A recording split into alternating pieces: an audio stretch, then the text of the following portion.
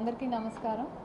రాష్ట్ర మహిళా కమిషన్ చైర్పర్సన్గా నియమించినందుకు ముందుగా ప్రభుత్వం తరఫున చంద్రబాబు నాయుడు గారికి, ఉప ముఖ్యమంత్రి పవన్ కళ్యాణ్ గారికి, అలాగే లోకేష్ గారికి, మరి కూటమి ప్రభుత్వానికి కూడా ధన్యవాదాలు తెలుపుకుంటున్నాను.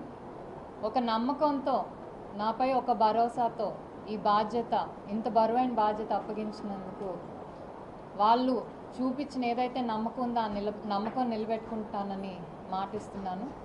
అలాగే మహిళా కమిషన్ అనేది మహిళలపై జరిగే నేరాలకు కానివ్వండి, అత్యాచారాలకి, వాళ్ళ సమాజ హక్కు నిలబెట్టడానికి ఆంధ్రప్రదేశ్ రాష్ట్ర ప్రభుత్వం మహిళా కమిషన్ని స్థాపించింది.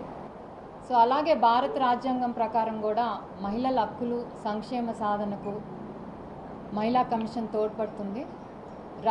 ఆంధ్ర రాష్ట్రంలో మహిళలందరికీ ఏ ఇబ్బంది కలిగినా కూడా, ఎక్కడైనా మీకు అన్యాయం జరుగుతుందనుకుంటే, మీ హక్కులు కాలు రాస్తున్నారనుకుంటే తప్పకుండా మీరు నేరుగా వచ్చి మహిళా కమిషన్ని సంప్రదించవచ్చు. గత 5 ఏళ్లలో కూడా చూసాం, మహిళా కమిషన్ కేవలం అదొక నామకే వాస్తేలా మిగిలిపోయింది. ఎవరికి న్యాయం జరగలేదు. ఎందుకంటే అమరావతి రైతులకి ఏదైతే అన్యాయం జరుగుతున్నప్పుడు నేను కూడా మహిళా కమిషన్ని సంప్రదించాను. ఇక్కడ న్యాయం జరగకపోతే మళ్ళీ నేషనల్ విమెన్ కమిషన్ కూడా వెళ్ళాల్సిన పరిస్థితి మాకు వచ్చింది. అలాంటి పరిస్థితి నాకు ఇచ్చిన ఈ బాధ్యత ఏదైతే ఈ 2 ఏళ్ల పదవీ కాలంలో ఉందో, ఇక్కడ రాష్ట్రంలోని ఏ మహిళకు అలాంటి పరిస్థితి రాకుండా బాధ్యతగా నా కర్తవ్యాన్ని నిర్వర్తిస్తాను. ఇది ఏ పార్టీకి అండగా నిలబడే ఒక పొజిషన్ కాదండి. ఎవరైనా సరే, ప్రతి పార్టీ వాళ్ళు ఏ పార్టీ అనే అఫిలియేషన్ కాకుండా ఎవరైనా సరే మహిళా కమిషన్ న్యాయం చేస్తుంది. ఇది ఆంధ్రప్రదేశ్ ప్రభుత్వం ఇచ్చిన పోస్ట్ బట్టి ప్రతి ఒక్కరికి న్యాయం జరిగేలా, ఎవరి పక్కన కూడా బయాస్ లేకుండా అందరు న్యూట్రల్గా ఉంటూ ప్రతి ఒక్కరికి న్యాయం జరిగేలా చేస్తాము. అలాగే రాష్ట్రంలో పరిస్థితులు బట్టి ఇప్పుడున్న ప్రభుత్వం ఏంటంటే, ఆంధ్ర రాష్ట్రంలో ఎక్కడా కూడా డ్రగ్స్, గంజాయి అనేది లేకుండా చూడాలనే ఒక ఇదితో ముందుకెళ్తుంది. దానివల్ల గత 5 ఏళ్లలో మనం చూసాం, ఆడవాళ్ళ మీద అత్యాచారాలు పెరిగిపోయినాయి. అందుకని కూటమి ప్రభుత్వం ముందు అధికారంలోకి రాగానే ఆ గంజాయి వాటిని అణిచివేయాలని ఫస్ట్ స్టెప్ తీసుకుంది. కాబట్టి అదొక ఆడవాళ్ళ మీద అత్యాచారాలు జరగటానికి అదొక కారణం తగ్గిపోద్ది మనకి. అలాగే మనం మహిళా కమిషన్ తరపు నుంచి ఏంటంటే అవేర్నెస్ అనేది ఒకటి క్రియేట్ చేయాలి. పాఠశాల లెవెల్ నుంచే ప్రతి పిల్లలకు కూడా రెస్పాన్సిబుల్గా ఎలా ఉండాలి, పరస్పరం గౌరవించుకుంటూ, ఆడవాళ్ళు కానీ మగవాళ్ళు కానీ పరస్పరంగా గౌరవించుకుంటూ, ఎవరిపైనా కూడా అవహేళన చేయకుండా రెస్పెక్ట్ ఇచ్చుకుంటూ ఉండాలనేది మనం కమిషన్ తరపున ఒక అవేర్నెస్ ప్రతి స్కూల్ లెవెల్స్ నుంచి కూడా జరగాలి. అలాగే ప్రతి ఒక్కళ్ళు కూడా బాధ్యతగా సోషల్ మీడియాని, ఈరోజు సోషల్ మీడియాలో గత 5 ఏళ్లలో చూసాం, ఇప్పుడు చూసాం, ఆడవాళ్ళ మీద చాలా అసహ్యంగా ఇష్టం వచ్చినట్టు మమ్మల్ని ఏమీ చేయర్లే అనే ఒక ఇదితో ఆడవాళ్ళ మీద చాలా ఇదిగా పోస్టులు పెట్టడం కానీ అవన్నీ చేస్తున్నారు. వాళ్ళెవరికి కూడా గత 5 ఏళ్లలో ఎవరు మహిళా కమిషన్ తరపు నుంచి కానీ వాళ్ళకి ఏ శిక్ష పడలేదు. ఇక నుంచి అలాంటి పోస్టులు కానీ, లేకపోతే మహిళలను దూషించడం కానీ, అవహేళన చేయటం కానీ, క్యారెక్టర్ అసాసినేషన్ అలాంటిది ఏమన్నా జరిగితే మాత్రం మేము ఊరుకునేది లేదండి. ప్రతి మహిళకి రెస్పెక్ట్ ఇవ్వాలి. భారతదేశంలో ముఖ్యంగా మహిళలను పూజిస్తారు ప్రతి ఒక్కరు. అది మాటల్లోనే కాదు, మనం చేతల్లో కూడా చూపించాలి.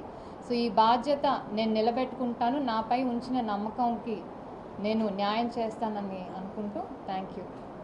మేడం, గత 5 ఏళ్లలో ఆ పదవిని నిర్వహించిన వాసిరెడ్డి పద్మ పూర్తిగా ఒక పొలిటికల్ పదవిలాగా దాన్ని తీసుకున్నారని విపక్షంలో మీరు కానీ చాలామంది ఆరోపణ చేస్తారు. ఇప్పుడు రాజకీయాలకు అతీతంగా మీరు ఏ విధంగా ముందుకు వెళ్ళవచ్చు? అదేండి, ఈ పొజిషన్ అనేది ఒక పార్టీకి సంబంధించి కాదు, గవర్నమెంట్ మనకు ఆ పోస్ట్ ఇచ్చింది కాబట్టి అందరికీ న్యాయం జరిగేలా చూడాలి. ఇది ఒక పొలిటికల్ పార్టీ పోస్ట్ కాదు. పొలిటికల్ పార్టీ పోస్ట్ ఇస్తే మనం ఆబ్వియస్లీ మనకి ఇదిగా ఉన్న వాళ్ళకే చేస్తాం. కాబట్టి ఇది ప్రభుత్వం ఒక బాధ్యతగా ఇచ్చిన పోస్టు, అందరికీ సమన్యాయం జరగాలి, ఇర్రెస్పెక్టివ్ ఆఫ్ పార్టీస్, అందరికీ సమన్యాయం జరగాలనే ఉద్దేశంతో ఇచ్చింది. కాబట్టి దానికి తగ్గట్టే నేను నా కర్తవ్యాన్ని, నా బాధ్యతని మనస్ఫూర్తిగా నేను ప్రమాణం చేసి నిర్వర్తిస్తానని చెప్తున్నాను.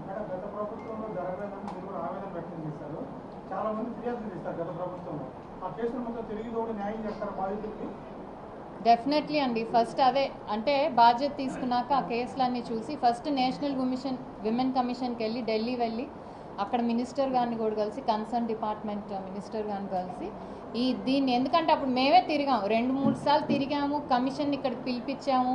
అప్పుడు వాళ్ళు అక్కడున్న లోవర్ లెవెల్ ఆఫీసర్స్ ఏంటంటే మేనేజ్ చేయబడ్డారు ఇక్కడ. దానిపైన మళ్ళీ మేము కమిషన్కి వెళ్ళి కంప్లైంట్ చేసాం, ఇలా జరిగిందని. సో మళ్ళీ ఆ కేసులన్నీ తీసి వాళ్ళకి వెళ్ళి న్యాయం జరిగేలా, ముఖ్యంగా అమరావతి మహిళల మీద, ఎందుకంటే వాళ్ళు అడిగింది న్యాయం చేయమని అడిగినప్పుడు వాళ్ళంతా అరాచకంగా హింసించాల్సిన అవసరం లేదు. అదొక పొలిటికల్ ఇదిగా చూసారు తప్పితే వాళ్ళ న్యాయం అడుగుతున్నారనే ఉద్దేశంతో అప్పుడు ప్రభుత్వం చూడలేదు. తప్పకుండా మా ఫస్ట్ ఎజెండా అయితే అదే ఉంటుంది.